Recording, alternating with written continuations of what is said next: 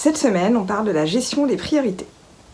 Salut, on est sur la deuxième semaine de mon plan de 90 jours et si tu as regardé la vidéo de la semaine précédente, tu as vu que au niveau de la gestion du temps sur mes side projects, donc en l'occurrence la coquille graphique et l'amélioration de mon site internet, tu as vu que j'étais pas du tout dans les clous en fait, que j'y passe beaucoup plus de temps que prévu, contrairement à mes projets pro où là au niveau du timing c'est bon, je suis rodée, je gère parfaitement. Les conséquences, c'est que cette semaine est dense et plus dense que prévu parce qu'il y a des choses que je devais faire la semaine dernière que j'ai pas faites. Cette semaine est tellement dense que je suis pas sûre de réussir à tout faire. Donc cette fois, je change ma façon de procéder. J'ai testé ça une journée la semaine dernière, je vous explique ce que je vais mettre en place. C'est que je veux avoir fait le plus important avant 11h30. Je vais partir sur ce principe-là, et puis on va regarder ensemble ce que ça donne. Maintenant, on va tout de suite voir mon planning pour la semaine. Ici, pour moi, clairement, il y a deux choses qui vont pas. La première, c'est qu'il y a trop de choses de prévues en une journée. Donc je vais essayer de le faire exceptionnellement, mais sachant que je veux pas faire plus de 35 heures semaine, je sais de par expérience que si je prévois plus de 5 heures dans une journée, ça devient après un peu compliqué à gérer. Pourquoi 5 heures? Parce que il y a toujours les imprévus qui arrivent, et si on m'appelle pour une visio, pour échanger avec moi sur quelque chose, sur un projet, je veux pas dire à la personne, ah bien non, il y a un mois d'attente, je garde toujours des créneaux libres. Donc là, clairement, c'est un peu tendu. Si vous voulez savoir sur quoi je travaille ensuite quand je suis directement sur mes journées, en fait, je travaille sur Notion, j'ai un petit filtre où je vais indiquer la journée que je veux, donc il va me chercher les informations qui sont là, et ensuite, j'ai uniquement les missions qui concernent le lundi, et le matin, quand je commence, en fait, je classe dans quel ordre je vais réaliser mes tâches. C'est parti pour cette semaine 2, on se retrouve en milieu de semaine, en fin de semaine, pour voir ce que ça a donné.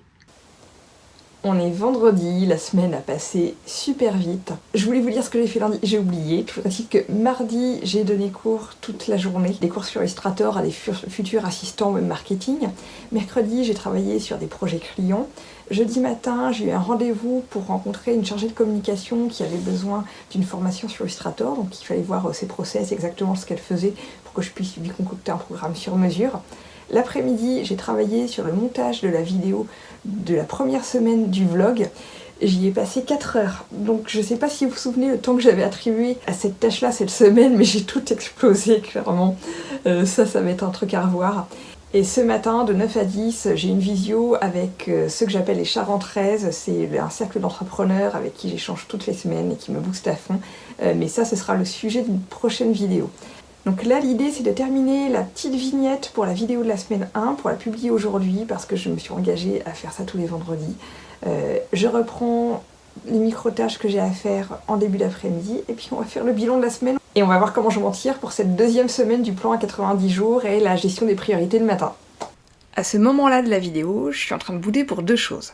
La première, c'est que je reviens de chez le dentiste avec une anesthésie que j'avais pas prévue, je ne peux pas vous parler pour faire le bilan. D'où la voix off que je fais maintenant. La deuxième chose, c'est que j'ai pas pu tenir mon planning. Je vous ai parlé de la gestion des priorités, je voulais avoir fini le plus important avant 11h30 pour me sentir l'esprit un peu plus léger, être un peu plus efficace, tester une nouvelle manière de faire. J'ai pas pu le tester correctement parce que j'avais simplement trop de choses importantes à gérer cette semaine. Deuxième facteur à prendre en compte, c'est qu'on ne peut pas prévoir de planning précis sur des tâches que l'on ne maîtrise pas. Et ça, j'en avais visiblement pas assez conscience. Dans mon cas, il s'agit de l'écriture d'un newsletter, de la réécriture des pages de mon site internet et de la création de ces vidéos. Je débute complètement sur ces sujets. La leçon que j'en tire pour cette semaine, c'est que dans ce cas précis où il y a des tâches que je ne maîtrise pas, je peux pas appliquer l'organisation que j'ai mis en place depuis 2 ans et qui marchait pourtant très bien. Il va falloir tâtonner un petit peu. C'est le jeu, c'est comme ça qu'on apprend. La partie positive de cette deuxième semaine, c'est que l'envoi de la newsletter La Coquille Graphique a démarré lundi, à raison d'une newsletter tous les jours, du lundi au vendredi, et ça fonctionne bien, j'ai des retours positifs, et ça me fait vraiment trop plaisir. Maintenant, je vais réfléchir à une autre organisation pour la semaine 3. Je vous remercie de m'avoir écouté jusqu'ici, n'oubliez pas de liker ou de vous abonner si vous avez aimé. À bientôt!